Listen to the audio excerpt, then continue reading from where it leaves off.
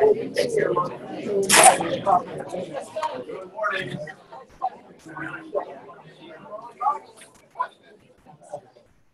Two others will be coming in shortly.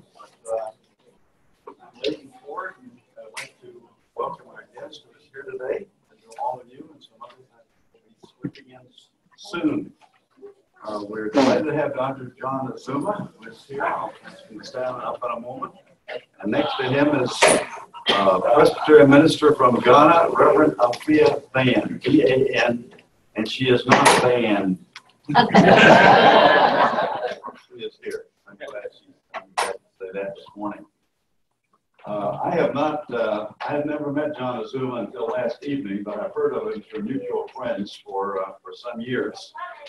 And when I knew that he was down the road in Atlanta teaching, where you've been now for a number of years at Columbia Seminary, I said, wouldn't it be good to have him come, especially with the situation in our world, and talk to us about his own experience. He comes from Ghana, used to be the Gold Coast, right? I preached in Ghana many, many years ago. Preached on the beach and many other places there. So how many of you could point to Ghana on a map of Africa? Good. Look, you got an informed crowd here today. And Dr. Azumah is, of course, from Ghana. He's been teaching now at the seminary where I graduated, Columbia Seminary. He's a Presbyterian minister from Ghana, from a Muslim family, largely. It's very interesting. When he was ordained to the ministry of the Presbyterian Church, 95% of those, am I correct in this? 95% of those were Muslim members of his family. And he had an uncle who paid for him to go through seminary. So you've got an interesting background in that. When you come up, Dr. John, and sit over here, well, let's give him a good round.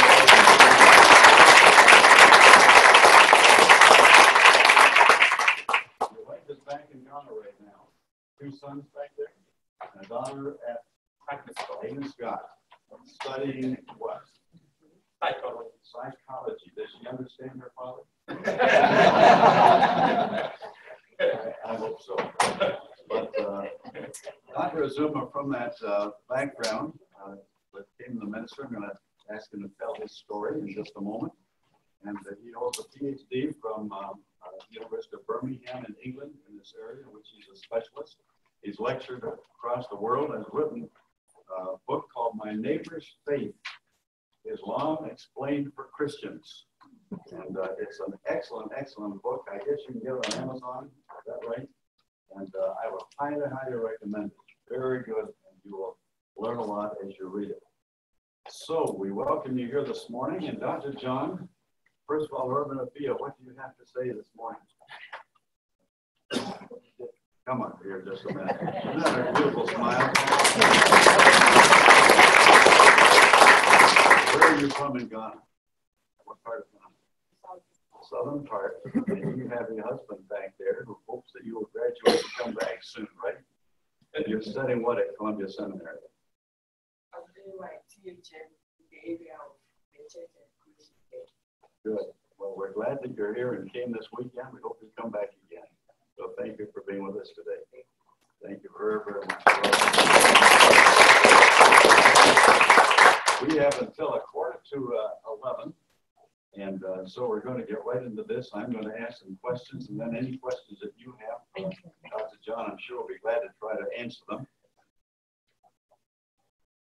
I got from Columbia Seminary in Charlotte to Ghana a long time ago. You went from Ghana to Columbia Seminary in Charlotte. Now you finally arrived here. What a journey you've had. Tell us a little bit about your upbringing. Where did you grow up, and what was it? How did you get to where you are now in your own spiritual journey?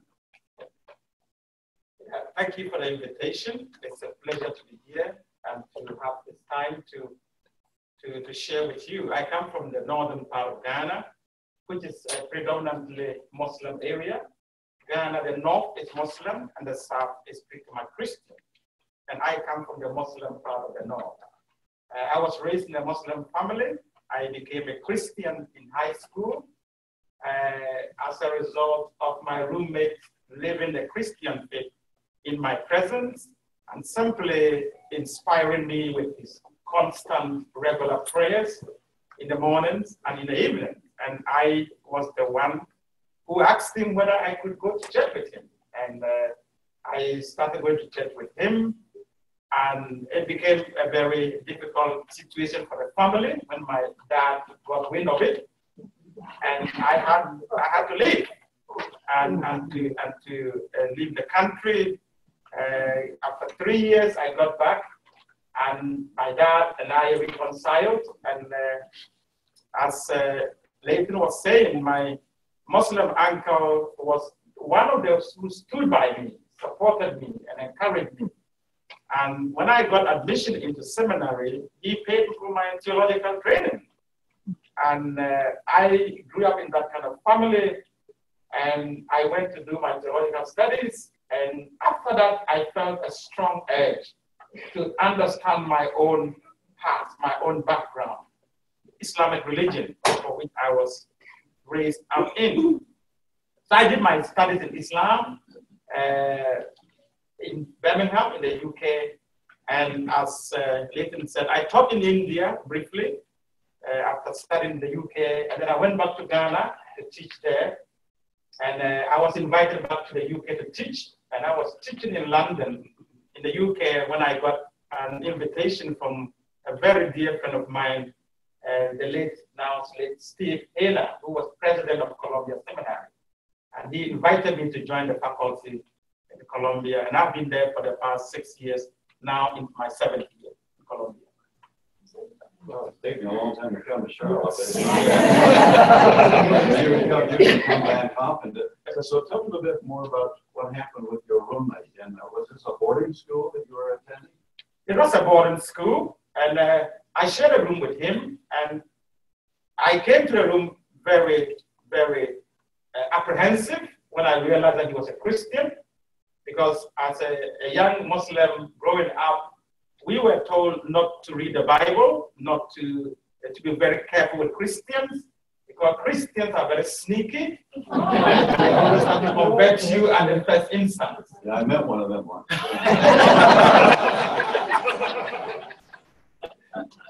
And so I came into the room with my guards really up. But as time went on and I saw this guy praying, he simply broke down all my prejudices and challenged me that Christians actually did pray. Christians were people that you could trust. You didn't think Christians actually prayed? I didn't think so. I didn't think so. But yeah, so it was not someone who was in my face with trying to preach to me. It was just that he lived his life in my presence. And that was what challenged me. What's his name? He's called Thomas. Where is he now? Thomas is still in Ghana. He's now, I call him my spiritual father, but he doesn't want to hear that.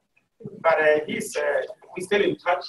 And anytime I go back to Ghana, I stay in touch with him. So what was the appeal to you? It was his life, but what drew you to Jesus Christ? What actually appealed to me from the start was when I went to this church, church service, it was a Christian student gathering. And I met young girls and young boys sitting together, and they were studying the Bible together, and they were asking questions. And it got to a point that the one leader said, you could pray, and he said, pray in whatever language that you wanted to pray in. And that was what hit me really. It resonated with me, that you could talk to God in any language you wanted to, that God understood every single language. And that was very powerful to me, because I was raised in a Muslim family and made to believe that you could only pray to God in the Arabic language. And so those were the things that initially appealed to me. But as I grew up in a Christian faith, I came to appreciate Jesus as my Lord and my Savior. And I really valued that part of the fact that we cannot, by our own making, attain to salvation. Because it's not by our works, it's not by deeds, it's by grace. And that was one of the powerful things that attracted me to the Christian faith. On the back of your book, it says, Islam and Christianity have coexisted in Africa for many, many years and lived together often in peace, yet today new forces threaten this harmony, the clash between Christians and Muslims. Give us a little kind of brief here on what the Christians and Muslims share and where are the differences, the major differences in terms of our faith. Africa is the one continent where Christians and Muslims are almost half and half. It's that one continent where we're almost 50-50. And if you go to sub-Saharan Africa, especially where I come from, you have a lot of Muslim Christian families, just like my own family. That is very, very common in Africa. And one of the things that in Africa people share beyond just speaking the same language, having the same family, is that in Africa, sub-Saharan Africa, we celebrate these festivals together. As Leighton said, at my ordination, my Muslim family was about 95% Muslim, and they were in church. They were there even before the service began. And we had a wonderful service. So the Muslims got there before the Presbyterians? Absolutely. But in terms of differences, I think that some of the fundamental differences between Islam and Christianity is around the question of Christology. Who is Jesus? In Islam, Jesus is a prophet. And no one in Islam attains an office beyond the office of a prophet. In Christianity, Jesus is God with us. Is Emmanuel, is the Son of God, as Christian believes. And that becomes a very big fundamental difference between Islam and Christianity. So apart from the Jesus factor, Jesus can be a bridge, but Jesus can also be a divide between Muslims and Christians. Because Muslims honor Jesus a lot. Jesus is highly placed in Islam, but yet not as a son of God, not as God, but as a human prophet. And that's the fundamental difference. But apart from that also, in Islam and Christianity, one of the differences also has to do with the fact that Christians, if you want to understand the relationship between Islam and Christianity, you've got to picture the relationship between Judaism and Christianity.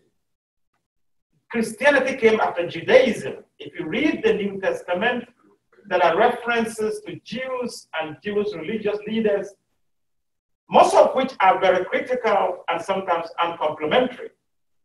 The same way, if you read the Quran, there are a lot of references to Christians and to Jews in the Quran, which are very critical of Christian beliefs, of Christian teaching, of Christian practice.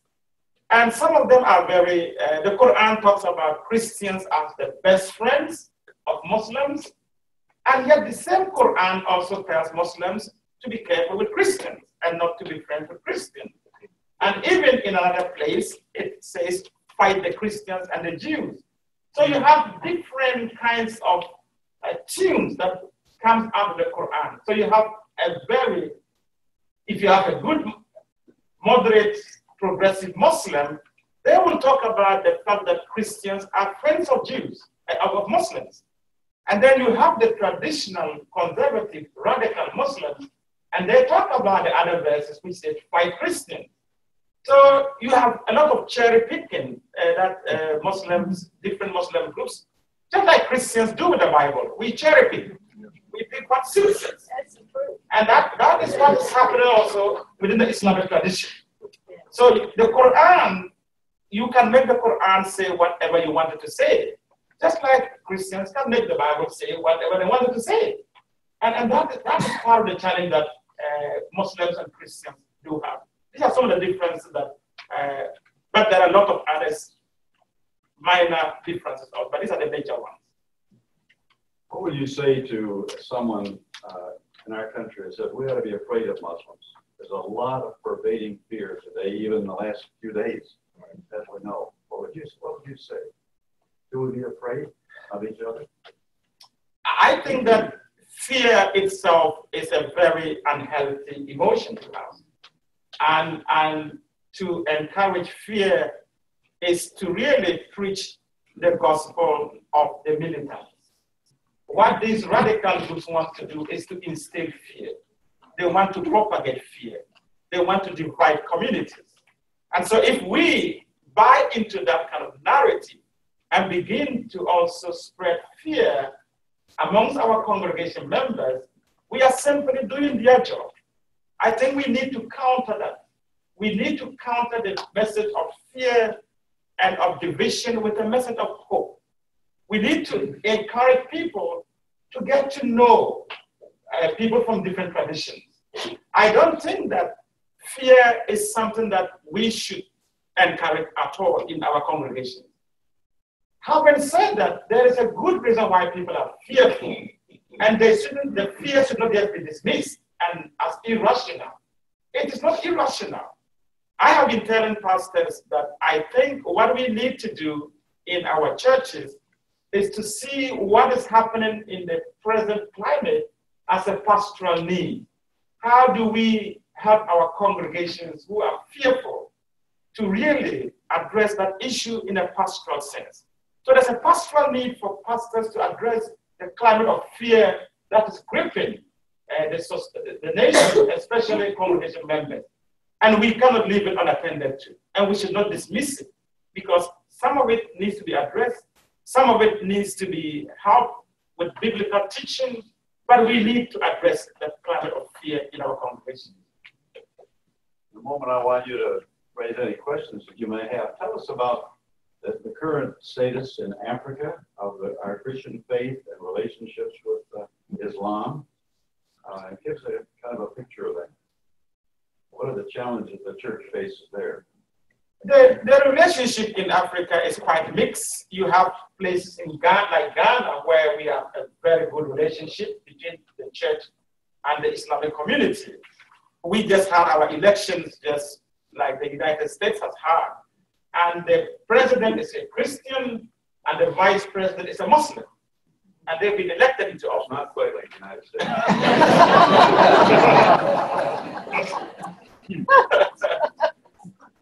And so, I get that now. but the point I'm trying to make is that there are very positive relationships in parts of Africa, and Ghana is one of such places. But there are also places where we have difficulties. Like Kenya, if you go to Kenya, there's a lot of fear in the churches about Muslims because of the attacks that have taken place recently by the militant groups also there. Before the militant groups attacks, it was a very different situation in Kenya. You go to Nigeria, which is not too far from Ghana, and again, there's a lot of suspicion and even a lot of hostility between Christians and Muslims in Nigeria. And so it's quite a mixed picture. But predominantly, overwhelmingly, if you look in sub-Saharan Africa, many Christians and Muslims do get along. Because, as I said earlier, they come from the same families, they speak the same languages, they share a lot of things in common, they have attended the same schools, they have the same teachers, they share a lot of many things in common in daily life. And therefore, they don't even have this kind of sense of, you are Muslim, I'm Christian. When we talk about Muslims in Africa, in Ghana, we are not talking about illegal immigrants. We are not even talking about immigrants. We are talking about Ghanaians. We are talking about Ghanaian citizens. We are talking about family members. When I talk about Muslims, I don't think about ISIS. I don't think about a Syrian refugee. I'm talking about my sister. I'm talking about my uncle. I'm talking about my cousin. So these familial relationships are very strong and tight bonds across Africa that cement the relationship between the church and the mosque in Africa. What would you like to ask Dr. Azumah? Let's start back here.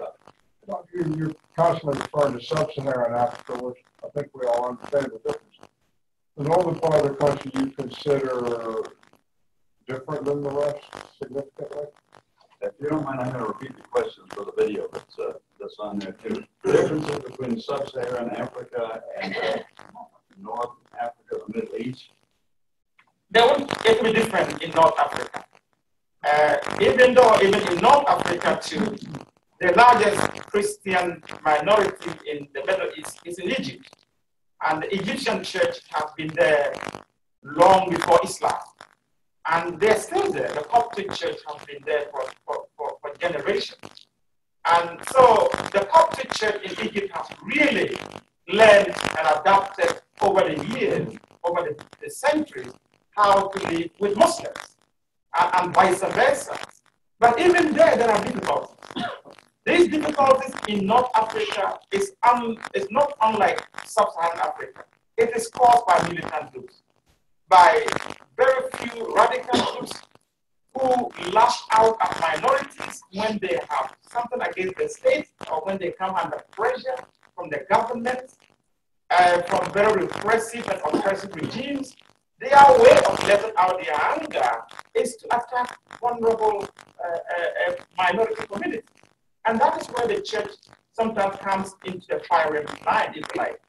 But there are Muslims and Christians in North Africa who are working together also to say, we will not let this divide us. We've got to keep working up our relationship. And Muslims are even in the forefront in some of these places in North Africa, fighting the militants also who are attacking Christians. So it's a very mixed picture even in North Africa. Even though it is predominantly Muslims, it is also a very mixed picture. You go to places like Tunisia, you go to places like even Morocco, and the attitude is much more open and welcoming. Even Jordan, even Lebanon, some of these places, Christian minorities have got a very good working relationship with Muslims. Not to say that there are pressures, there are militant attacks that is still going on in those areas also. As some of you may remember, about a year ago we had Ramesh Kama from Egypt. You would know from the Bible Society. Some of you were here. We had him on video, and it was shortly after those young Egyptians were executed. Yeah. And he gave us a wonderful story of their faith, how they were talking to their Lord as they died, but also how the president of Egypt spoke up for them and actually helped to build some churches there. Yeah. Thank you for that. All right, let's see. Yes. I am confused about the Muslim theology or thoughts about women. Mm. And I recently read some articles in the New York Times. And I know ISIS is an extreme militant group that is not representative of the whole thing. But then they use their religion as an excuse. What is it, Boko Haram? They're true. Tell us about the status of women in Islam. Yeah. Again, one of the dangers we should avoid is to speak about Islam in very generic terms. Because Islam is very different from one country to another, from one culture to another, from one region. Even in the same family, you find one of my Muslim uncles paid for my children's education.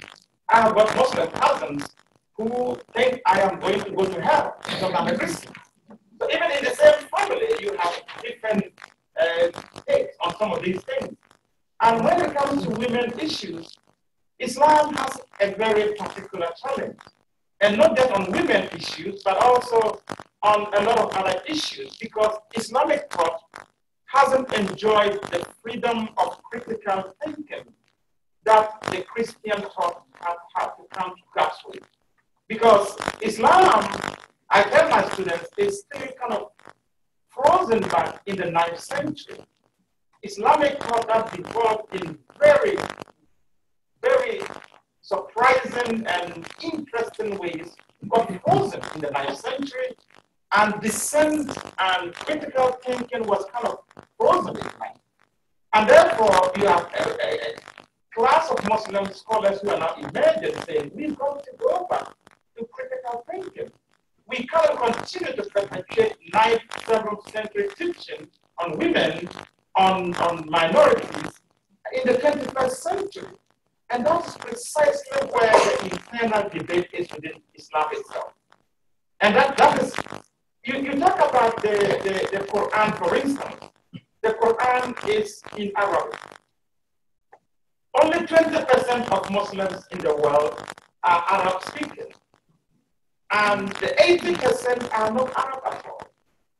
And even the 20% who are Arab speaking don't understand the Arabic of the Quran. Because the Arabic of the Quran is like the New Testament Greek or the Old Testament Hebrew, which is classical, which is not spoken today. And so you have a religious text that is still frozen in a 7th century classical Arabic language, only accessible to very few clergy.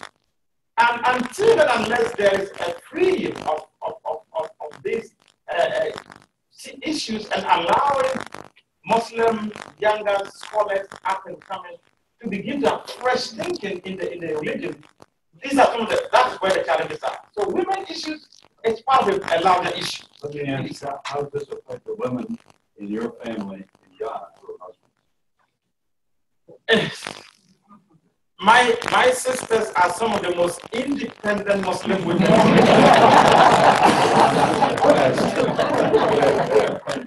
so that again, that's what I was talking about. That we should. It's not. You cannot paint the whole of the women issues with one brush. Some Muslim scholars deny that there are issues in Islam when it comes to women. That's not true. There are real issues. Women are treated in the classical teaching as property of men. And that is there. That teaching is still on the books. But we have to also know that we should be careful not to always draw a straight line between the teaching to the practice. Because the practice on the ground in many Muslim countries are very different. You've had Muslim heads of states, Muslim women. Tell them what we were talking about last night about your sister. How you didn't know her. Yeah, and I remember to Ghana, and I recently, and one of my sisters walked in, and I didn't recognize her because she was completely covered. And that was very strange, very new to me. And so I was like, I only recognized her by the voice when she spoke to me. And I'm like, who is that under that bed? My sister. So I said, you better take that out because I can talk to you. And she pulled it off and sat there and I'm like, what has become of you? And she said, it is her children. It is her sons who have begun to convert to this kind of radical form of Islam. And they are putting pressure on them to begin to cover up. So I had a very interesting conversation with my nephew. I called him in, I'm like, you may do that to your daughters or to your wives, but not to my sister. So we had some interesting conversation. But like I said, if you go to northern Ghana today, where I come from, it is the Muslim community that are pushing back on some of these extreme views because they know that they will be the first victims. When it comes to some of these radical views of Islam. I'd like to ask, we got some of the teenagers back there. How many of you would like to cover up your mother? Way back in the corner. Is there anything in the Quran that actually says love your neighbor? Is there anything in the Quran that actually says love your neighbor? Yes, but neighbor is interpreted to mean fellow believer. So it's interpreted to be a fellow believer? Yes. So the neighbor here is fellow believer, fellow Muslim. But in Islam, the teaching that God loves sinners is alien. It's not part of Islamic teaching. For Islam, God is a ruler. God is a monarch. And God has issued decrees. And you follow the decrees. And if you break any of the decrees, you are punished for that. So Islam is a religion of law.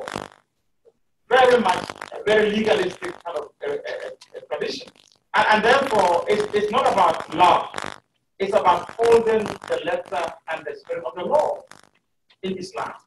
And that's one area that Islam and Judaism shares a lot in common. And that is also the area that Islam and Christianity pass away. That there's emphasis on grace and there's emphasis on law in the other. So Islam, that you don't find love your neighbor as an open-ended teaching that we have in the Christian religion. What about those who do care for you? Your Muslim friends, what makes them do that? And that's what I'm saying, that we have to be careful that it's not about just the teaching.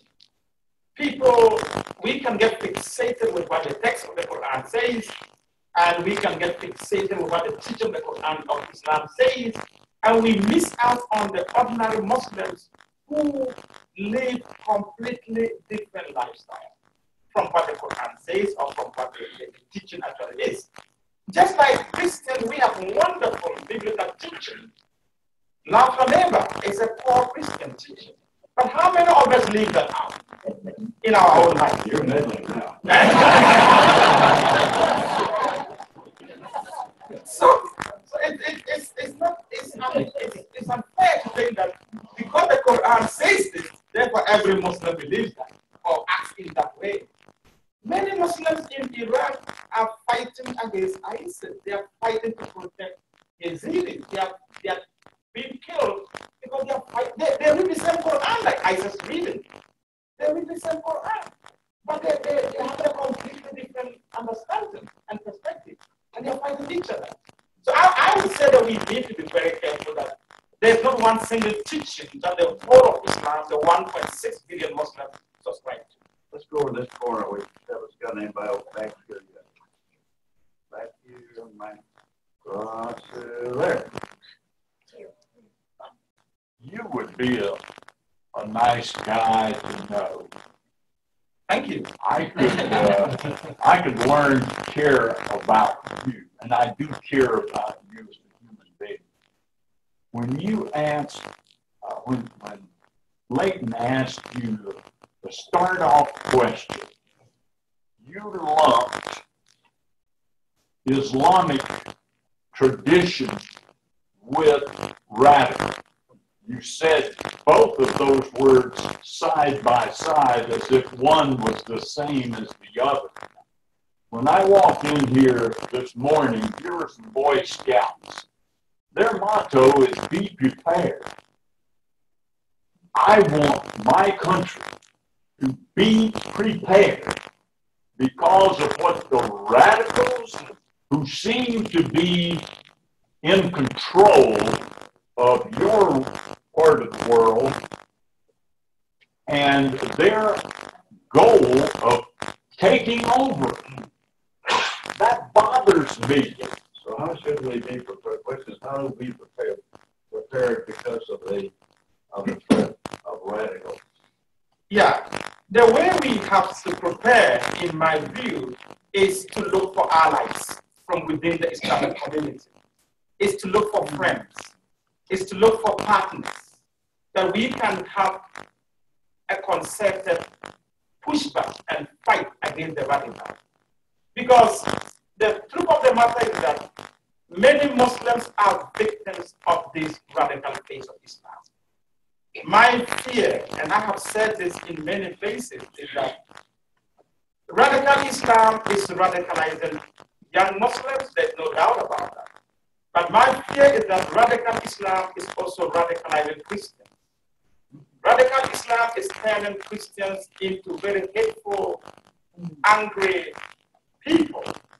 And I would hate to see my fellow Christians filled with fear, anger, and hatred. We are not going to allow radical Islam to define our religion. And I think that is a very, very important point. I also believe that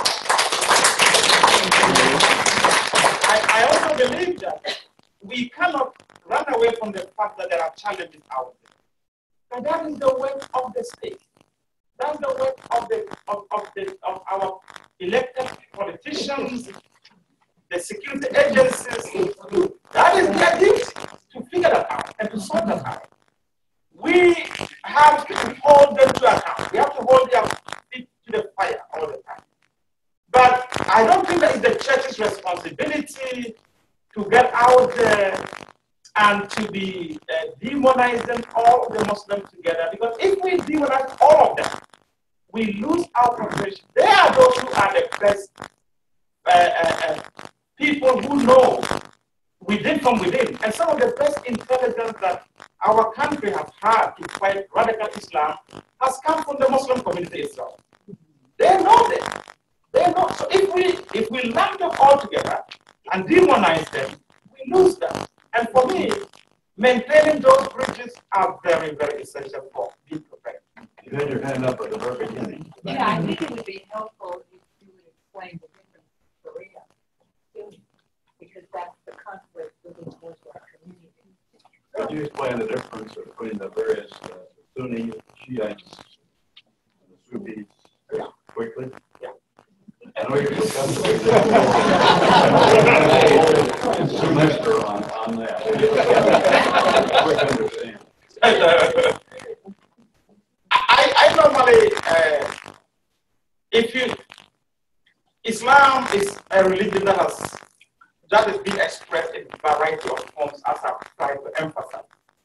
There's no one single Islam. Now, Sharia is one important component of Islam.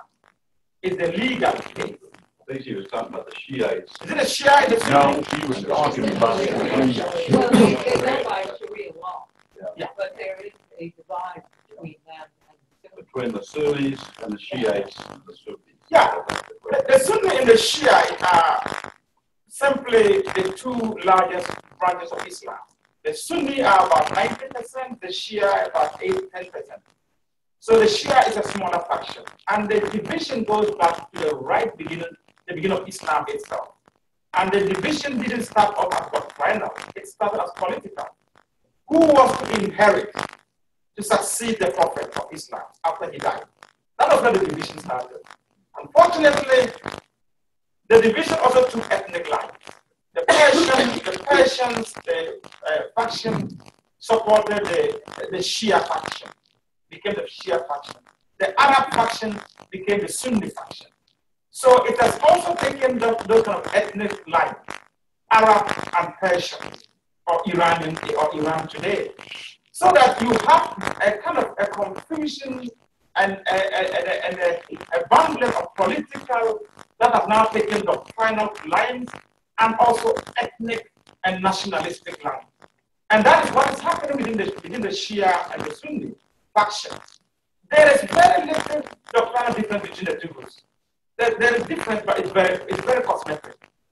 Having said that, the Sunnis and the Shia even sometimes get along better than some Sunni factions among themselves.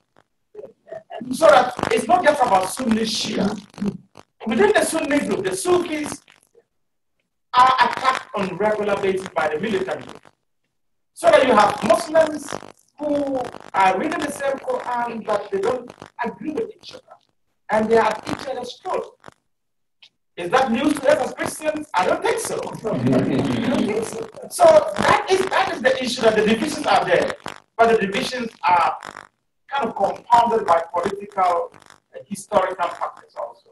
Are the bad guys from one of those groups or all those groups? Who tend to be the more radical? The ISIS comes from where? Interestingly, the radical faith that we are having today come mainly from the Sunni faction. The Sunnis. See, I know that in America we have our history with Iran and the Shia because of the revolution and all that happened in the 1970s, and that is part of our history. But if you look at the real challenge today that is facing us as a global community with radical militant elements in the Islamic tradition, it's mainly coming from the Sunnis, not the Shia. It's mainly, the ISIS is a Sunni religious group. So the Shia factions are they also have their own militant groups, but their militancy is very much now regional, and they are fighting their own regional causes there. The international terrorist groups are mainly now almost all Sunni groups. And they have got their ideological spring coming from Saudi Arabia. And that is why a lot of talk going on about the ban. You ban, yes, you can, that's a political action that's being taken. But the problem where is these issues are coming from Saudi Arabia.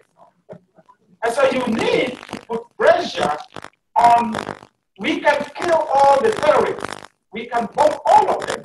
But if the source, if the ideological source is not challenged, which is Saudi Arabia, new terrorists are going to come out of that.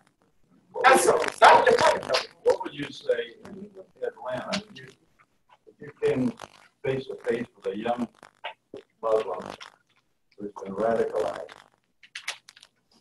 and believes America is the great Satan, and you were talking with them one-on-one? What would you try to, how would you try to witness to them of your faith, a young man like that? And again, some of them will listen, and that is why I'm saying that we need to get to know people. Because I know of a church that has had a very good program of bringing international students once a year, and the majority of these international students are Muslims. They bring them once a year for a dinner, and they encourage the church members to sit in the dinner, to just sit on the table with Muslims and have a chat. And I was invited to speak at one of these events, and we were sitting on the table, and a young Iraqi guy made a point. He said, if I go back to Iraq today, I'm going to be in trouble. And we asked why. And he said, I am going to tell my friends in Iraq that Americans are nice people. And he said, and nobody will believe that. Because Americans are seen in Iraq, they are only known through as people who come to drop bombs and people who are in Hollywood. That's the only image. It's tanks and Hollywood of America that they have there. And I am here, I have encountered ordinary Americans, I have met American families, I have sought a few Americans, and they are not monsters. So I think that one way of witnessing to people is to get to know them. It's not to build more barriers between ourselves. We need to reach out to people, and that's the way to break down the prejudices and the hostilities. We've got about 10 minutes left. I want to give a chance. Everybody wants to ask a question. Yes, please. I want to add something very positive to what you just said. Yesterday in Charlotte, a group of women met, invited by Rose Mead, who is a Muslim. And we thought maybe 15 or 20 would show up. 150. Half of them were non-Muslims, half of them were Muslims. The intent of that was to get to know one another. And this is what we should all be doing. That was a story about a meeting just yesterday in Charlotte. Yes, yes, sir. Going back to what you were saying a minute ago, how much do you think the current administration's ban on Ghana, Iran, and Iraq is going to, I guess it's designed to prevent, some refugees from being terrorists. How much do you think it could really flame the rhetoric, the anti-American rhetoric in radical Islam and create more potential terrorist attacks or bring more people that are sort of on the margin to the side of radical Islam? The question is on the current immigration ban, how much could that inflame feelings on the other side? I'm not an expert in American politics, and I don't want to be.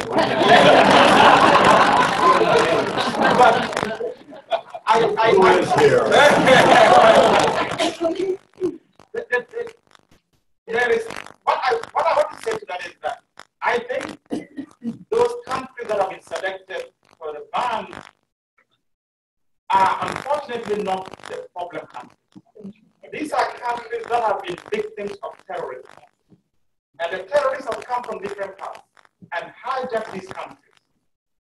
And we turn around and we are victimizing those citizens even more. And I think that is where I think it is misplaced. The problem that we have is that the terrorists are even sometimes from within our midst. And they are already here. Most of the attacks that have happened in America, not a single one has come from any of these countries. Not a single one has come from any of these countries that have been banned. And so I think that the policy needs to be looked at.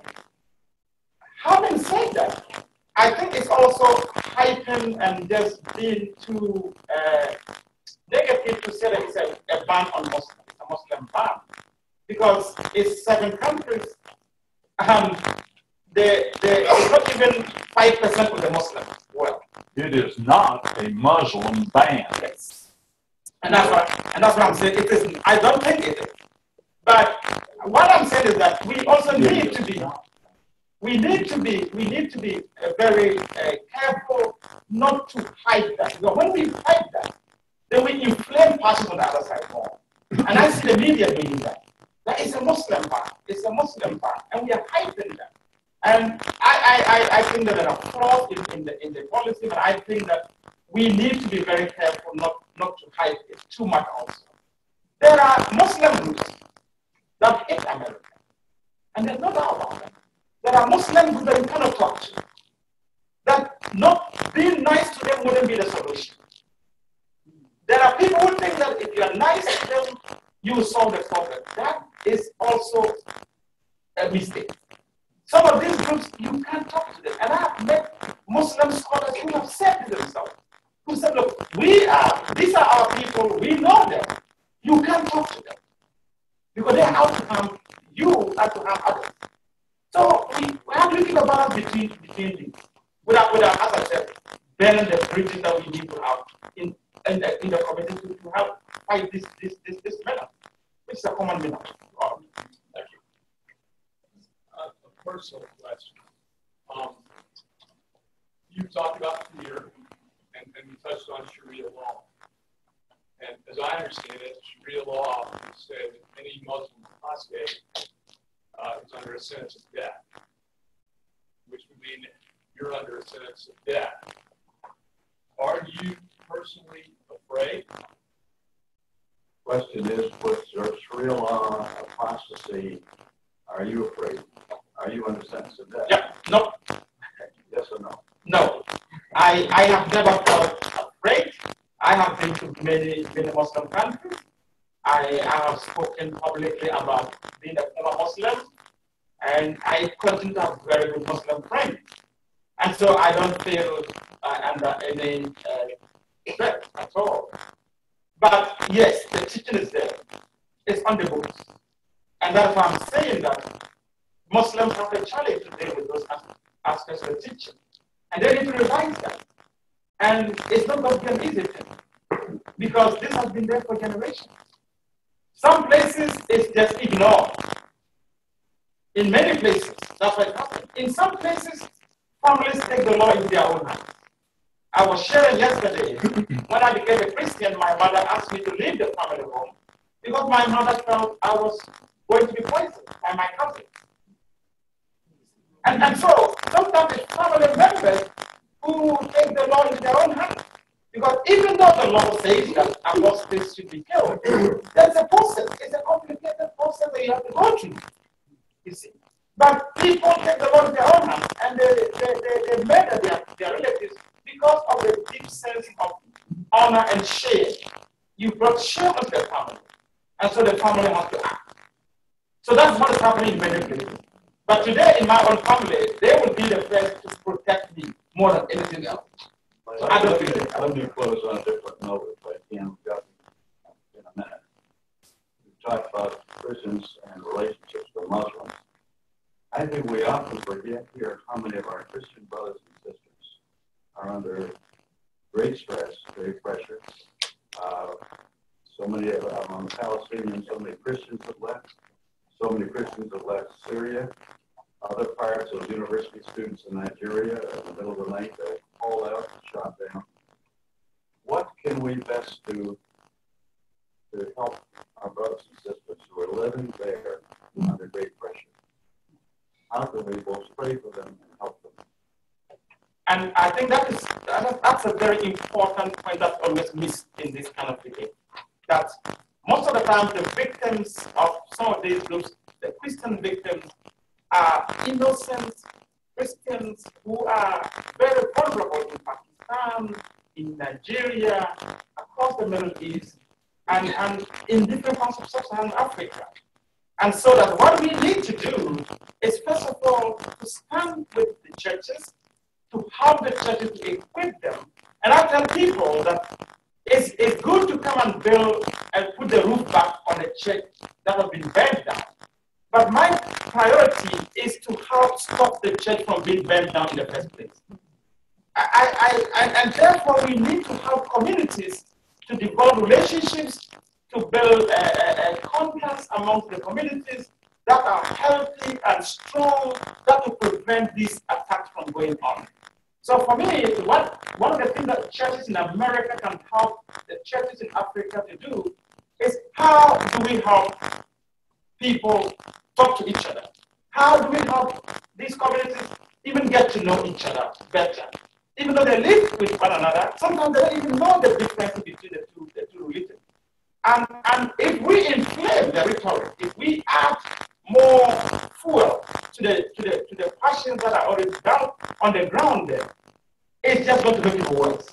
And therefore, I say that whatever we do as a church in North America, in America, we should be mindful that there are always vulnerable people who are going to bear the consequences on the ground in other parts of the world.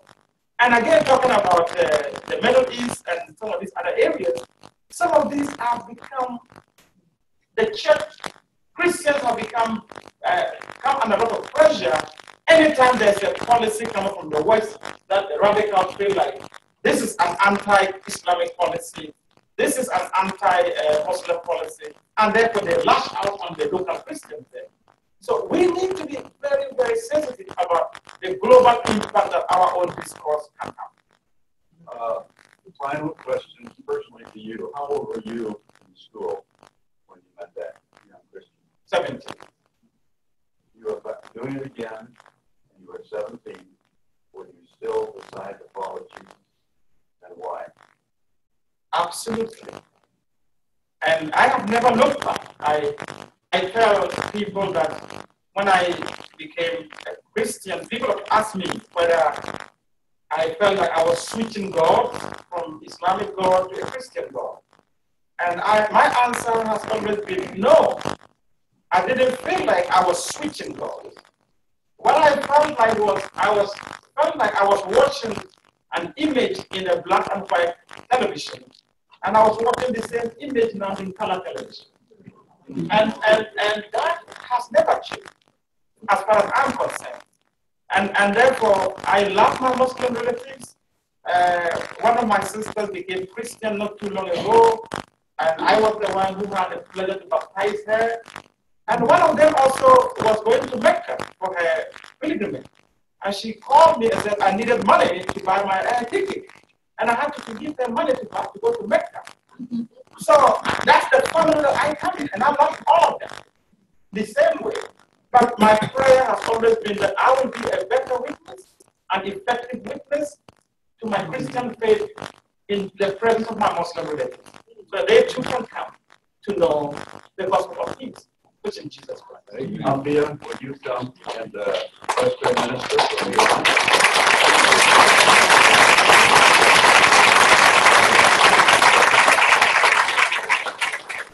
Would you lead us in prayer as we close this session?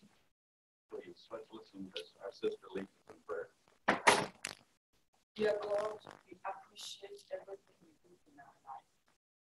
We thank you for this special fellowship. We thank you for speaking to us. We thank you for your Son, Jesus Christ, who has come to rescue all of us.